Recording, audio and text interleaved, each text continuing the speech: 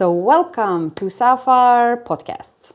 Today I'm so happy to have you, Demetris, joining our podcast, and I'm looking forward to have a discussion with you on the process, on the developing the XR enriched training tool for the firefighters.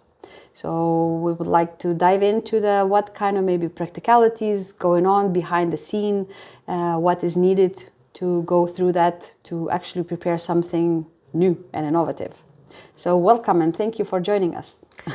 Yes, thank you so much for having me here. Very happy to work on a project like this to put mixed reality to more practical users.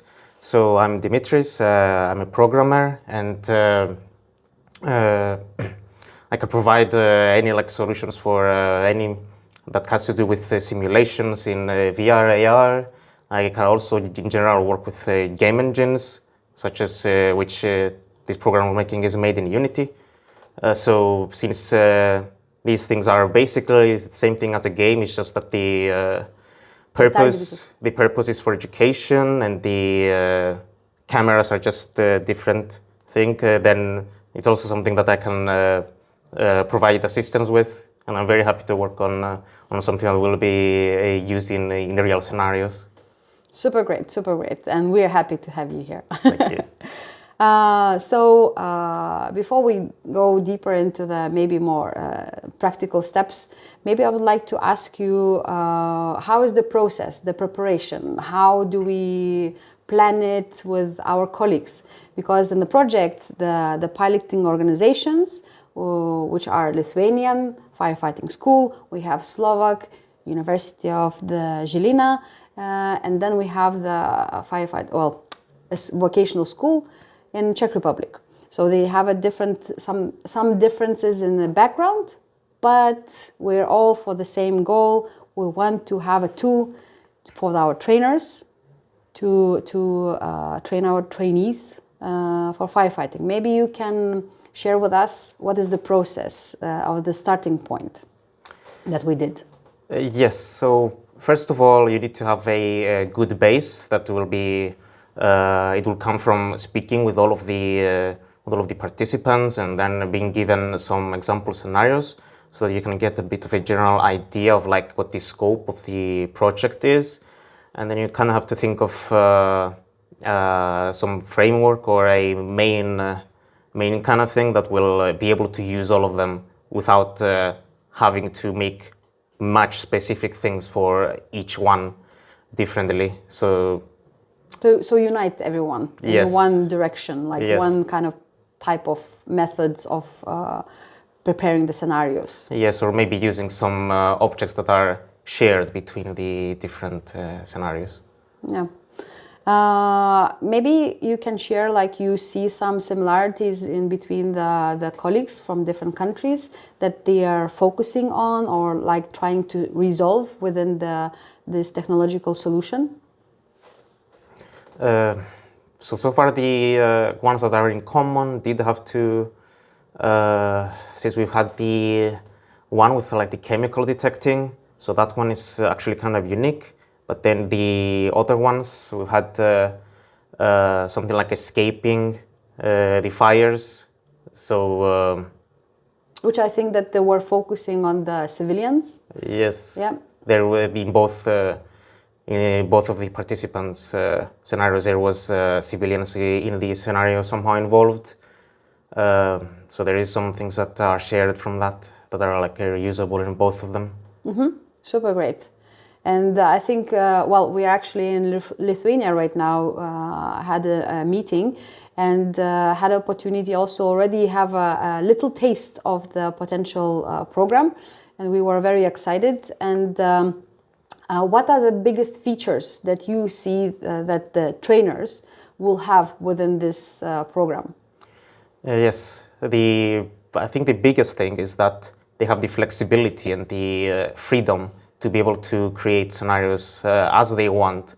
And the potential that I see with it is that if a trainer knows how to use the program and they are creative, they can probably think up of different ways to use the objects that are in, even probably that's not intended even by me, to use it successfully. And also the fact that all the objects have like slight customizations with them, and also that you can make scenarios in like your own steps.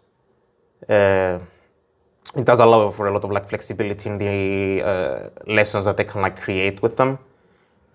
So it's not only that you can use similar ones, that then you can just slightly change the positions of the objects, and then it will be like slightly different. But you can even make some ones that are like very extremely different from each other, and even mixing up objects and goals from like some of the other ones.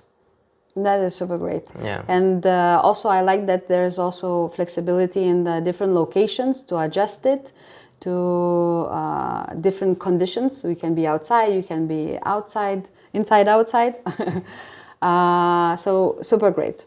As a final thing, maybe I can ask you, just maybe share some tips or recommendations, or maybe just comments. What the institutions who are starting to find out, or like from where to start talking with the developers, how to approach it, how to plan it. Do you mean for if they were to talk with me, for example? Yes. Do we really need to have the understanding of the extended reality technology already? Then to a very small extent, yes. So you just need to be able to use the VR headsets, which is it takes a bit of learning if you haven't used game controllers before.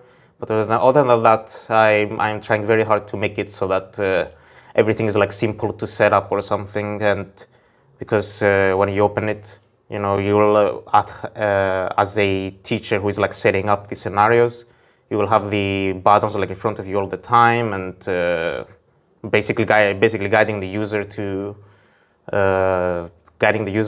so that it won't be hard to make, showing all the buttons, all the possibilities that you can do. We will also have some example scenarios available in case that have some inspiration. Yeah, to get some inspiration to when you're like starting out, but afterwards you could probably make a custom scenario, like a bit more advanced level. Yeah, a bit more advanced level. And then for the students themselves, because this also means that the students, you know, they may have experience, they may not have, and there is no time to teach everyone all the time. We're also trying to make it so that it's also very simple, like only one button, and you can even only use one of the sticks. And also there will be alternate support for like using the hand tracking only, so that then students will be able to just use how they the same way they would in like real life, for what they expect would happen in real life would also happen in the simulation. Like to grab the fire extinguisher that's on the wall, you'll do this motion, and it will be like that. And it's the same if you want to use the sticks instead, then you just that, and there's only one button. Yeah. And this should help for being accessible for like everyone without having to learn a lot about them. Yeah. So make it simple, flexible, and inspire the creativity, and still focus on the target to teach the new firefighters or upgrading the firefighters training route. Super great. Thank you for sharing this knowledge, and looking forward to the results and the progress. Yes, no problem. Thank you so much for having me. I'm very happy to share some insight into the program. Super great. So stay tuned for the next steps and the results. Yes. Bye-bye.